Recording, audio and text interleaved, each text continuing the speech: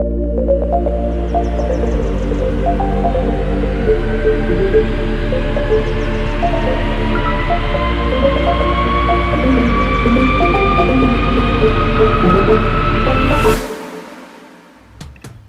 and welcome to this week's episode of the Aviators South Africa podcast, Aviation Sunday, episode 14. My name is Kabir and I'm the host on the show with Warwick.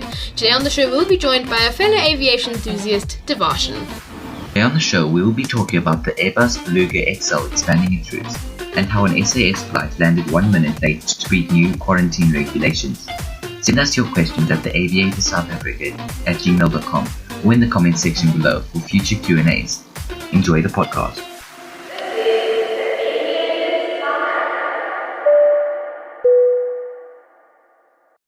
This episode is in association with African Pilot magazine. Subscribe to Africa's finest aviation magazine today. For more information, go to www.africanpilot.co.za.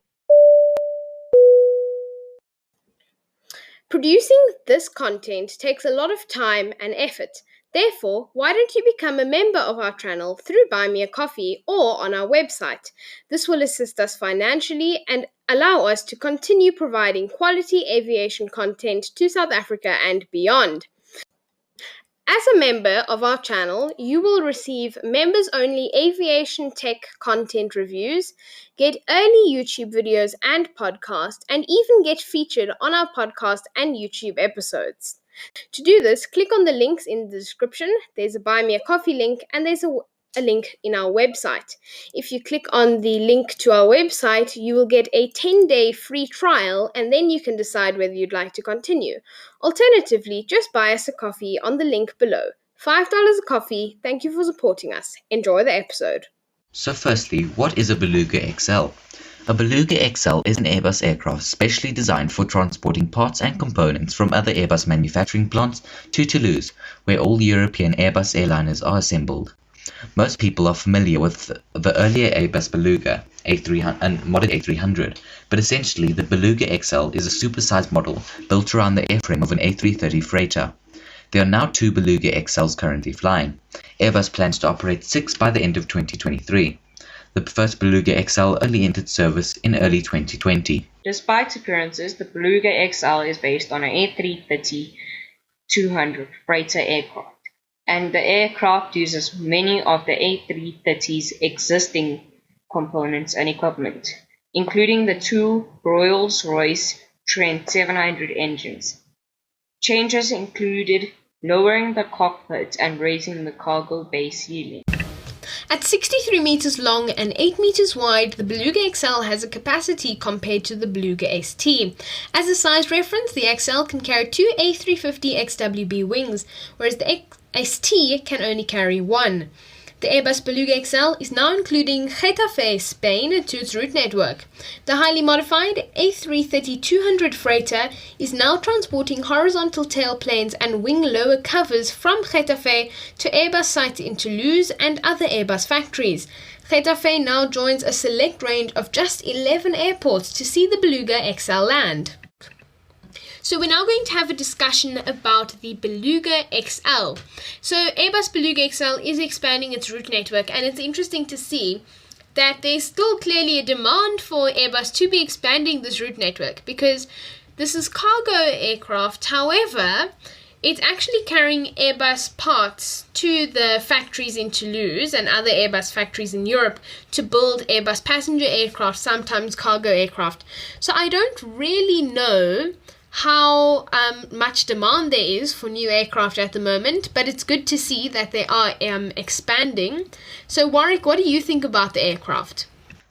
Well, I definitely think that there is a bit of a demand for new aircraft at the moment because of airlines retiring their older and less fuel efficient A380s and 747s.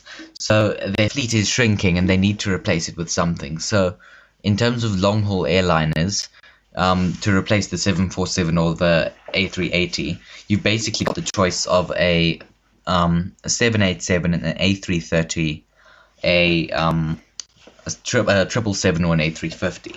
So you've only got a range of 4 main ones, which are and they can all basically fly cargo. So you kind of got to look at it and think, well, actually there probably is quite a bit of a demand, and I mean it's quite interesting how they've added another route during the whole COVID crisis to Varshan. Well, about loading. So if you compare the Airbus Beluga XL to the Airbus Beluga ST, it's the loading time. The XL is probably going to take like double the time because it takes two, as Kabir said, it takes two Airbus A350s XWB wings. It's going to take double the time, so it might be a little bit less like routes in one day.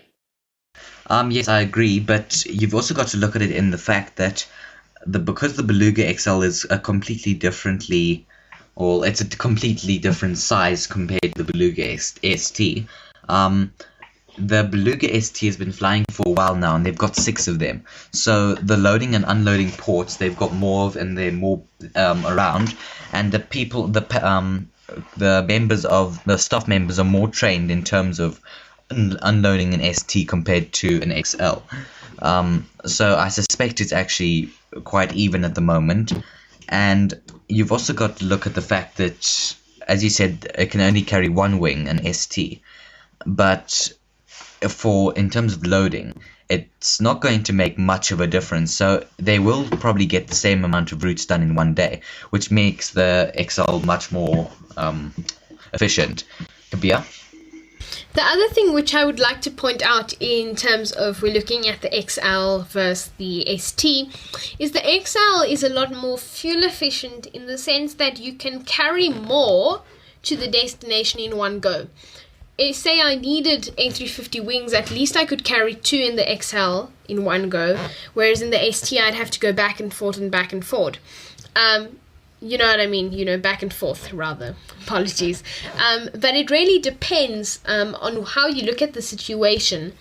But it's really interesting to see these 2 aircraft continue and really harness the COVID-19 situation. Warwick?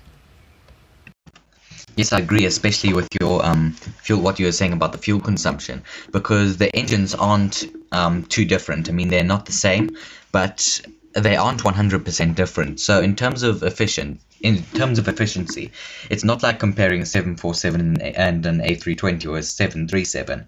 It's more like comparing an A330 or a 777. It's more in that range. So your fuel efficiency, as you said, I think is definitely right. So it's more fuel efficient. And I think the fact that Airbus are planning to operate 6 by the end of 2023, I think it's a massive step forward, and it's just going to show that the XLs are much more efficient and everything. Kabir? Yes, that's totally true. And I think it's really interesting because we're seeing that there is demand. If they're going to have 6 by 2023, it's showing they are assuming that there is going to be a recovery in the aviation industry, which we all hope for at this stage.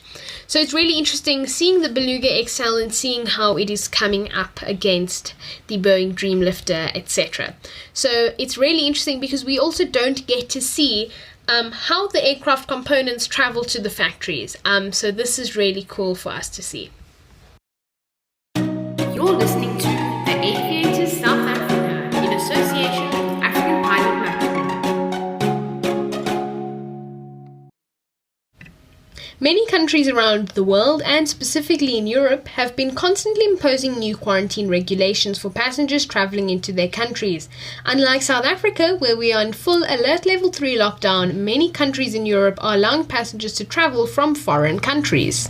Passengers on Scandinavian Airlines SAS flight from France to Norway arrived 1 minute after new quarantine regulations were imposed, causing the passengers to quarantine for 10 days. The flight took off late at night in France. Once the plane landed at midnight, 1 minute after the new regulations would kick in, the captain told the passengers that they would not need to quarantine. The captain then clarified with air traffic control and the Norwegian government. They confirmed that the aircraft would only actually clock in at 1 minute past midnight. This forced passengers to quarantine for 10 days. After much confusion, it was confirmed that it was the law, and there was nothing the government could do about it. For these passengers, it'll be an experience that they will never forget. So we are really going to be talking about this SAS incident, but it's a very unusual incident, and I think it's really interesting to see this happen. And it's somewhat funny, but it may be funny for us from our standpoint, but from the passengers, I think they were fuming. Because, and this is really because partly, which we didn't mention, is the aircraft's clock was a minute behind. And so when the flight touched down, it looked as though it was midnight. And so they arrived on time, and technically no one had to quarantine.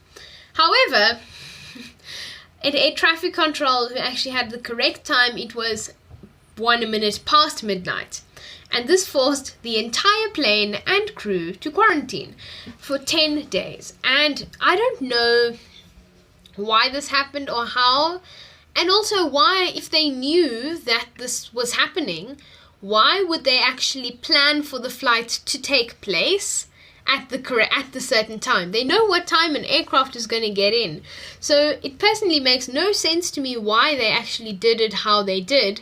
But I suppose what was done can't be fixed. So all the passengers are currently in quarantine. But I'm now going to raise a question, and this may seem like a very interesting question. Is quarantining a good thing? But Warwick, what do you think? Well, I was going to say it's a bit odd that they, it's, as you said, it's a bit odd how they didn't plan the flight, to land earlier or something.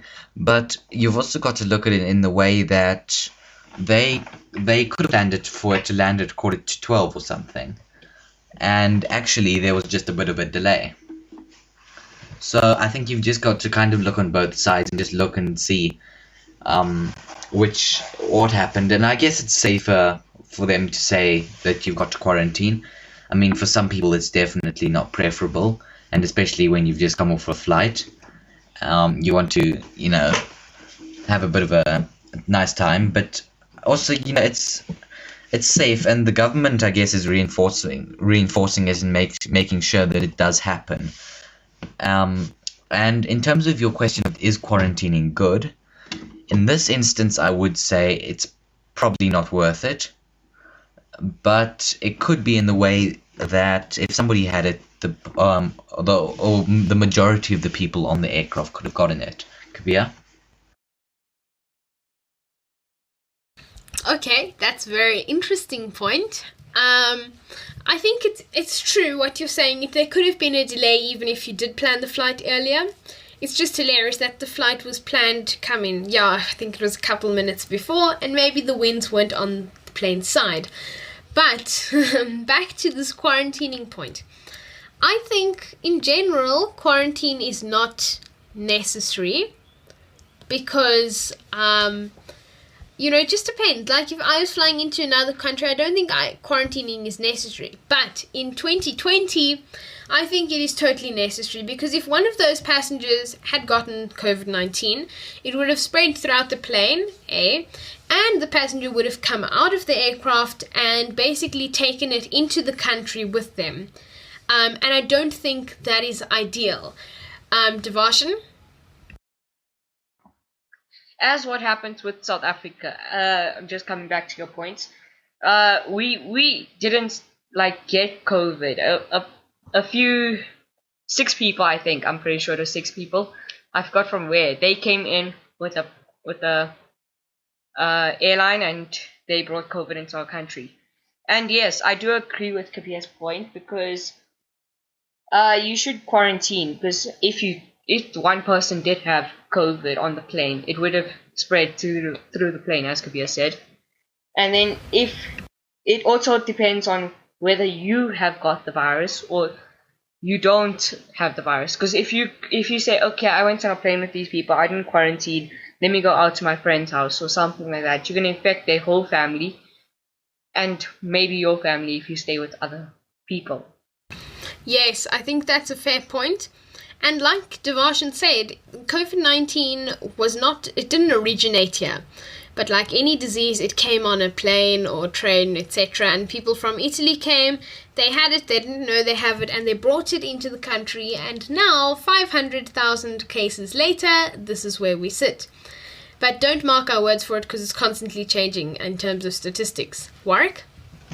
Agree, and you've also got to look at the fact that on some aircraft, it is, I'm not sure, well, okay, this is not entirely based on the whole quarantining thing, but isn't it a problem if the clock is off? Kabir? Fair point, fair play. It was 1 minute off, and sometimes what happens is aircraft clocks in the cockpit often have to be manually done. But then again, it just happens. I think it's not such a big deal because it's 1 minute and it's mainly just to see how long you've been flying, etc. And maybe we'll put a picture up of one of those clocks on the screen. But it's a fair point. So that's a very interesting perspective. And maybe it should have been correct. But I think when it's by 1 minute, if it had been by 15 minutes, I may be more concerned. But 1 minute, I'm not really. Warwick? Yes, it's just also, the fact that, if any instrument fails on an aircraft, then there's a massive problem and it goes deep into the research and why it failed. And so it just makes me wonder, because the clock is an instrument theoretically on an aircraft. I mean, it's not there to help it fly, but it's an instrument nonetheless. So I'm a bit more surprised that they didn't look into that. But as you said, some of them are manually set, so it could have just been a manual issue. Error. But Warwick, I have an interesting idea, right? The other thing which I think is it may have not entirely been the clock, but rather block time. So the aircraft lands, and sometimes it may land even 3 minutes before midnight, and maybe that's why the pilot thought it was fine. But then by the time the chocks are down and the engines are off, that's your block time. That's how long you have worked, theoretically, in the aviation industry. And so maybe by then it wasn't, maybe by then it was past midnight. But the truth is, we don't know the full story. If we had heard the story from the first person, maybe it would be different. But you're right, we should be concerned about clocks and instruments failing on aircraft. But it's been a very interesting discussion. And let us know in the comments below what you think of this incident. This is an extension of the Aviators South Africa podcast. Find us on Google Podcasts, Spotify, Anchor, and more. Also, if you need additional assistance, email us at theaviatorsouthafrica@gmail.com.